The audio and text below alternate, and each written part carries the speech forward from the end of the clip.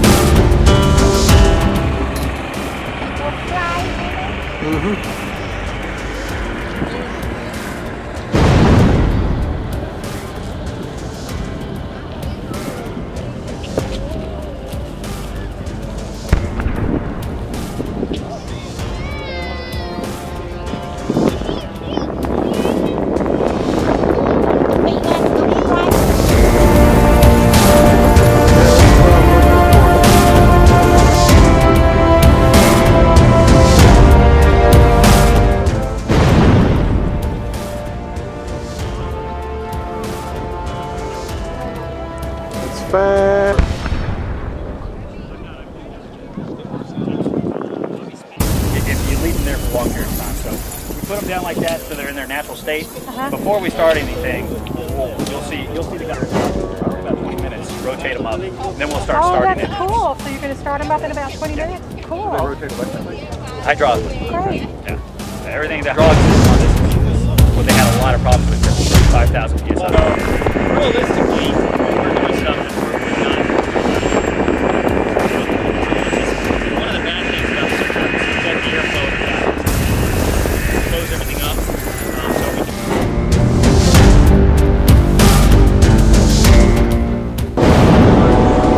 I'm not sure.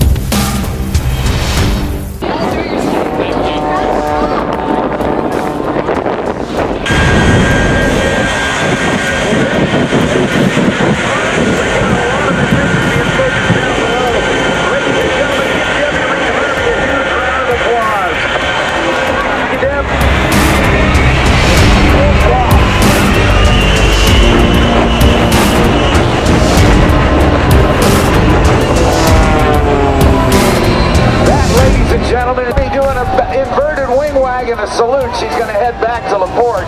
One big round of applause for. In a moment, you will see it spool up. And just before he releases brakes, you'll see the smoke come back on.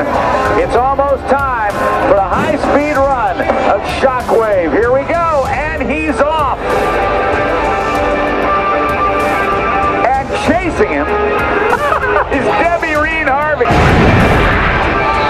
Look at that, 2 16-foot parachutes to help slow him down as Debbie now scoots by at about 160 miles per hour, not getting on the brakes until the last possible second.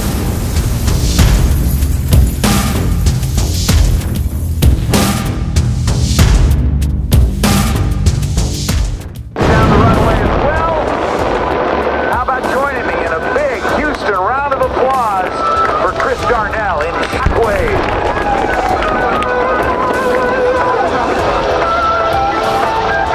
Rock, hip-hop, and pop music. It's radio made to meet you right where you are. Find out more today at ngradio.com.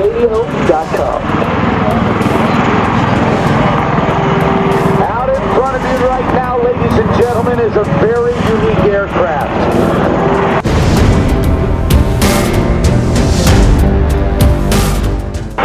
Flown by the United States Marine Corps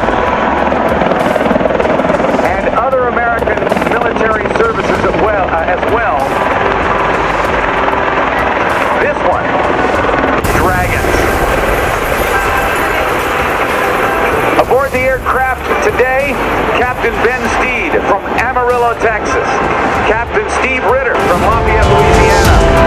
Corporal Onkal from Lafayette, Louisiana. And Gunny Sergeant Cortez from Georgia. The two rotors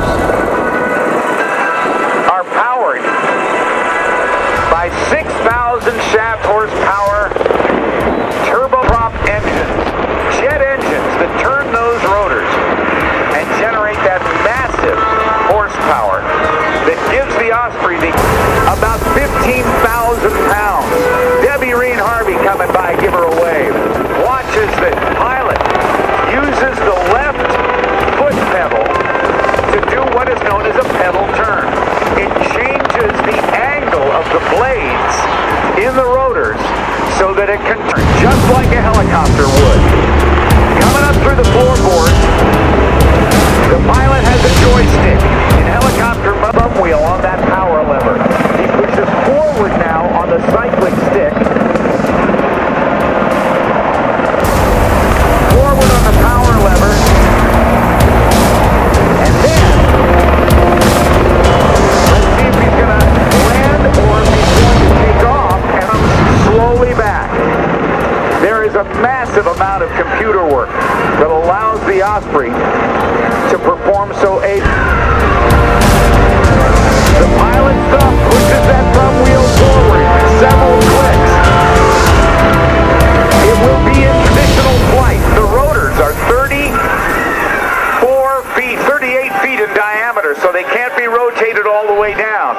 But very, very quickly and very ably, the Osprey is able to get off the ground in just a few hundred feet.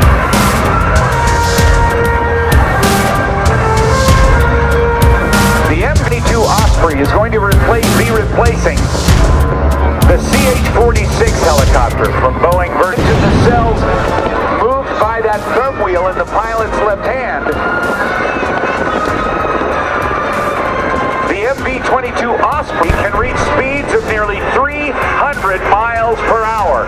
There you see, transitioning from helicopter flight to fixed-wing flight. Now it flies conventionally like an airplane. The joystick, the cycling stick, is controlled just like it would be in a conventional airplane. The power lever just like a throttle.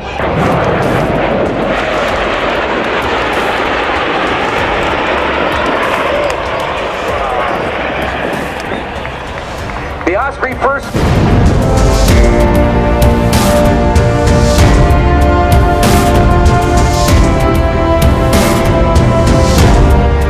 Over your shoulder and to the right.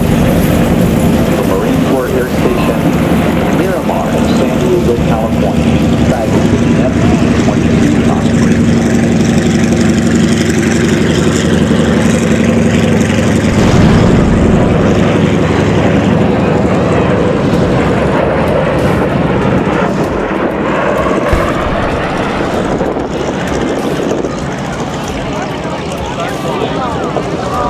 One more high-speed pass of the Osprey as it before it completes its demonstration. Taxiing out right now, some aircraft for another demonstration later on in our show. The V22 Osprey.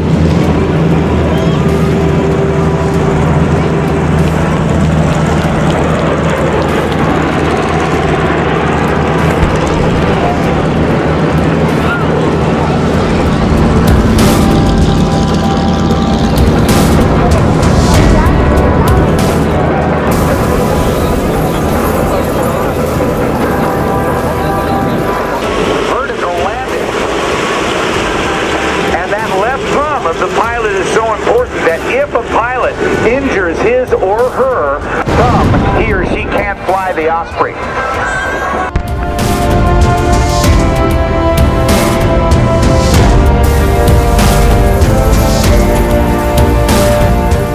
Please, a big round of applause for your Marine Corps Air Station Miramar V22 Osprey. Thank you, Ben, Stephen Ritter, Corporal Oncal, and Gunny Sergeant Cortez. Hey, aviation fans, this weekend as you... A single remote radar station has spotted the incoming raiders, but mistook them for a flight of B-17s due in from the mainland. The B-17s arrive, and like America itself, find themselves in the middle hour and 45 minutes. The Japanese caught us completely by surprise, and you are there. This is Tora. Surprise Japanese attack on Pearl Harbor. When the first bombs began to fall, Army Air Corps Taylor George Wells was just returning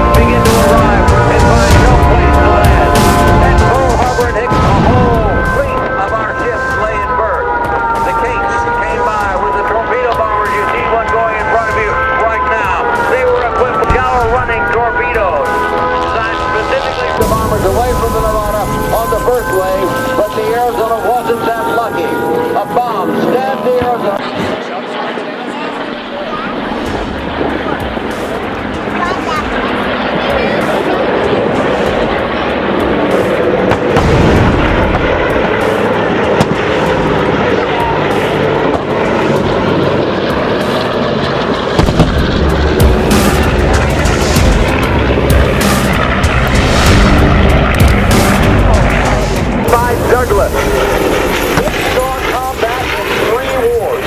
Very few aircraft have that kind of planes. For hundreds of miles inbound to the target area, the B-17 bomber formations were attacked again and again by untold numbers of enemy fighters of the German Luftwaffe, their Air Force. And despite the horrible spectacle of B-17 after B-17 falling earthward to destruction, bombers that were still able to fly never wavered from their course. After bombs away, the Army Air Force's planes turned off the target and headed westward for England and their bases. Now, by the ME-262 with P-51s in pursuit. The top speed of the B-17 bombers, about 290 miles per hour. The top speed of the ME-262, 540 miles per hour. And on that Black Thursday,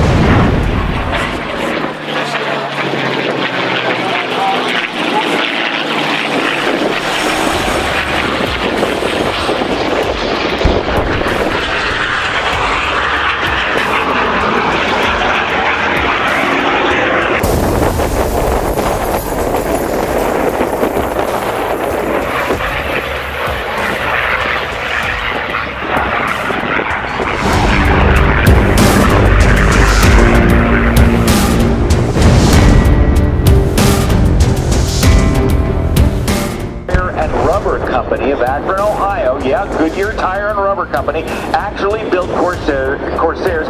They called it the F1G. Now, on the FG1. Now, we're on the takeoff roll now. A Grumman aircraft. Look at how fast this gets up and goes. This is the F-8F Bearcat.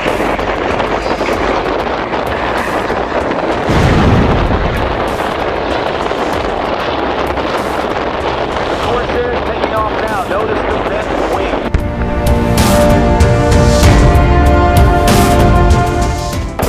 Tom Gregory coming back in from the right for that. That's a rare one.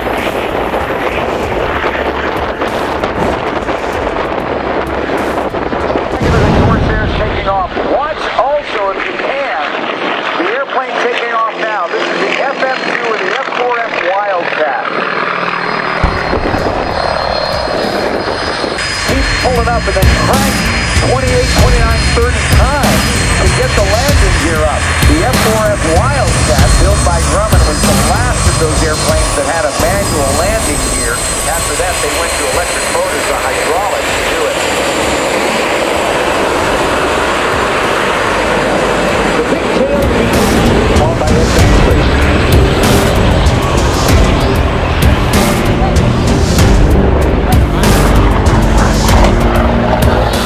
Miles per hour, 540 according to my books. Now as we will be moving on next, we're going to take you into the Korean conflict and show you an airplane that was built by Lockheed. And it was known as Star, later called the F-80 Shooting Star. And then when the need for a trainer arose, they made some changes in it, lengthened it, put a second cockpit in it. It was a T-33. That's coming up. Start our scenario, then we're going to have some jumpers, and then we're going to get right into the conflict. Just a few minutes ago, you saw a convoy go by. They were taking food out to the convoy. They did not. So we're getting ready to bring them back in. As you can spot, they're making sure they understand where they put the next set of rounds.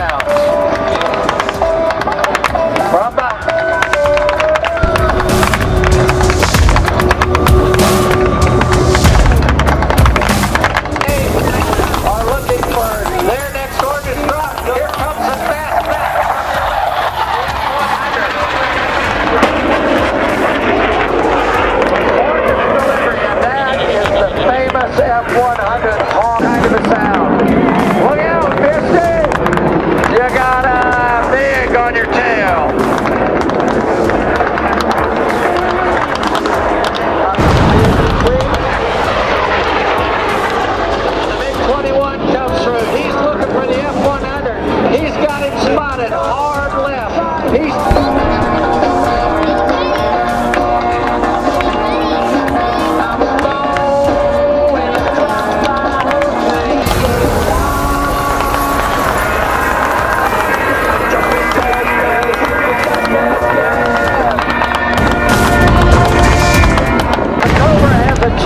machine gun. He will protect these slicks, which are unarmed and carrying troops into the North Landing Zone. He will protect them while the troops offload. Meanwhile, you see the Skyraider and that T-28 rocket-equipped T-28 covering them overhead. The air war high has gone away. They're looking for one another. It's a dangerous time to be in the air.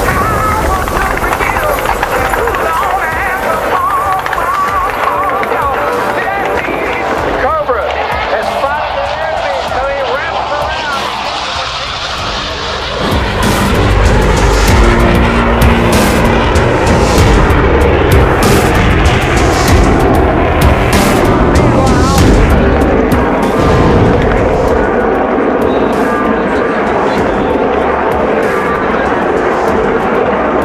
From the decks of the USS Midway, Buick 11, Buick 11 has launched.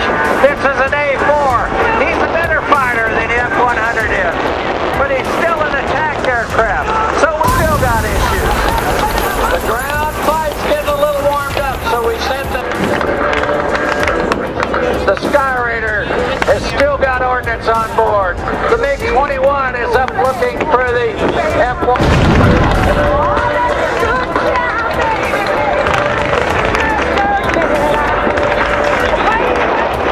F-100 sees him drop ordnance, pulls off. This is not good because now the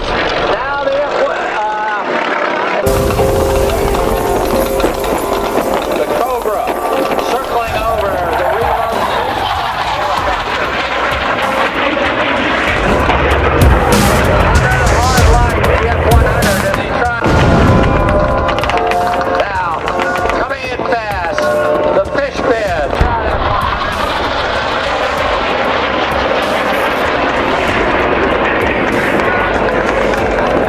F-100 continues.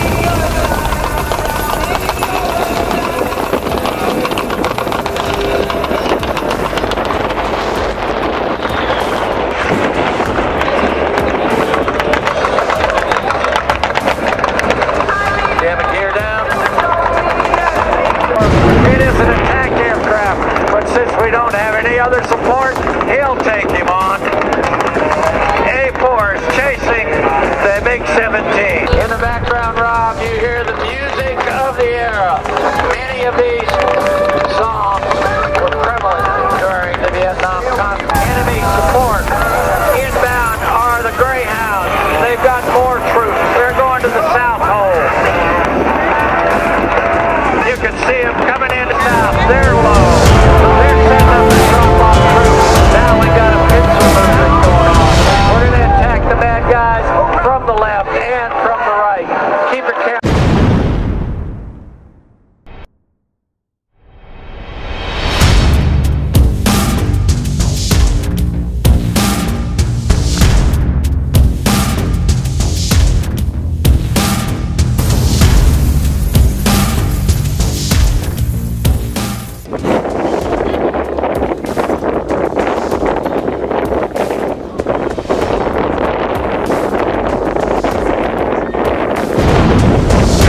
Flight Demonstration Squadron, the Blue Angels, is the oldest performing U.S. military aviation demonstration zone. Since 1946, the Plymouth Rock aviations of men and women of all ages across America. We are first based at Naval Air Station, Jacksonville, Florida, flying F-6F Hellcats, and we continued flying drum operation aircraft for 22 years, transitioning in late 1946 to the more powerful and faster F-8F Bear. Degree of precision has become a trademark of the Blue Angels since first established 68 years ago. 16 officers and 100 enlisted personnel comprise the Navy Flight Demonstration Squadron. 4 of the demonstration pilots fly in the tight dock.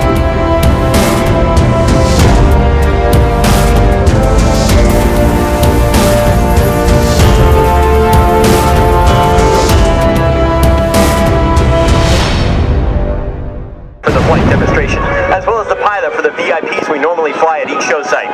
Blue Angel number 8, Lieutenant Commander Michael Chang from San Francisco, California, is the Squadron Naval Flight Officer and Events Coordinator. Lieutenant Commander Declan Hartney, our maintenance officer from Limerick, Ireland, is responsible for the men, women, and equipment that keep our our aircraft in the air. From Longmont, Colorado, flying the flight surgeon is Lieutenant Commander Mark DeBuse. From Chicago, Illinois, our administrative officer is Lieutenant Bill Harper. From Omaha, Nebraska, our supply officer is Lieutenant Scott Adams. From Ramona, Colorado, public affairs officer is Lieutenant Amberlynn Daniels. Blue Angel Diamond is rolling. As they pass before you, you will notice the smoke is not visible while the engines are inactive.